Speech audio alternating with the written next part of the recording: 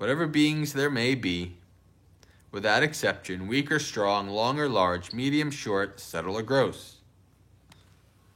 So we're going to go today and tomorrow, we're going into the various ways that beings can be categorized. Morning, friends. And so this is, this, like I said, we're going through the various ways that beings can be categorized, and we're going to understand that these don't matter, right? They matter in some ways, right? There's categorization is important, right? It's kind of how we decided how to, it's kind of how we survived in the world. We had to categorize things, edible, inedible, friendly, dangerous, right? So we have to categorize things in the world to live. It's part of, if we didn't categorize things, we wouldn't have modern society in a way. It's such an integral part of being human in that way.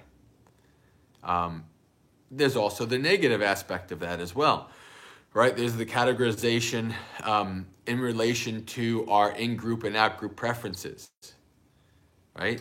And that's where really metta comes in. Categorization of these people are this. These people are, a different religion than me. These people are a different political affiliation than me. These people are a different skin color than me. These people are, different sex or gender from me or whatever. All these kind of things. These people follow a different sports team than I do. Right? All these kind of things can actually, if we're not mindful, build division, right? Like kind of have this separation in our minds. Those are the other, right? These beings are the other. And when we do that, the minute we do that, we lose the humanity of the beings, right? The minute we do that, they become less. And with animals and things, even more so. They become less than they already were, right? So this is why when we practice metta, and the metta, this Karaniya Metta Sutta, the Buddha is giving you all kinds of different metrics to kind of include them all to show you how it doesn't matter when we practice metta, right?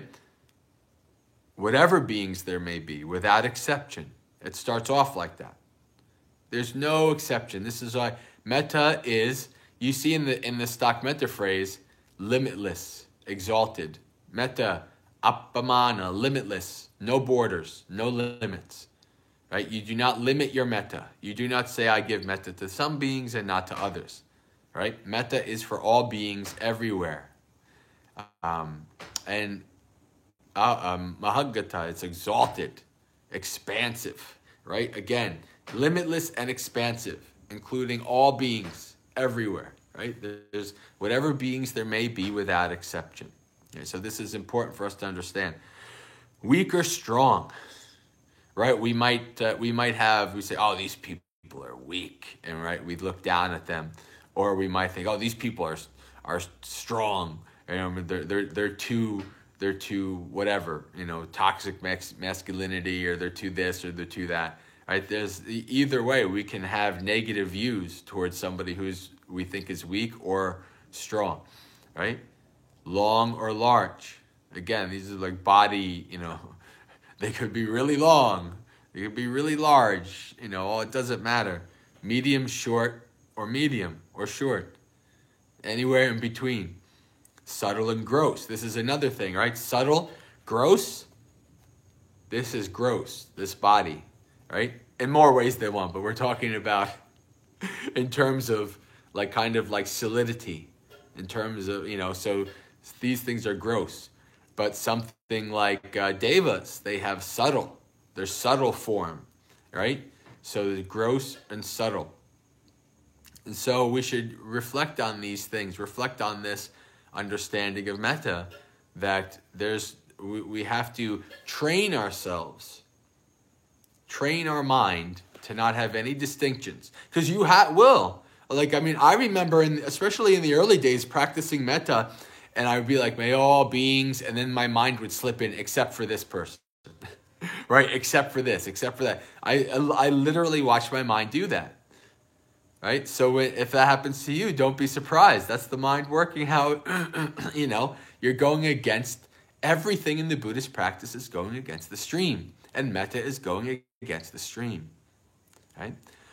So friends, today all day, we can keep these metta reflections in our mind. I wish you a very spiritually successful and peaceful day.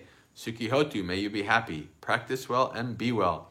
See you tomorrow morning for a more morning monastery experience. And then later on in the day at 8 p.m. is my Thursday session on Second Life. So friends, have a good day.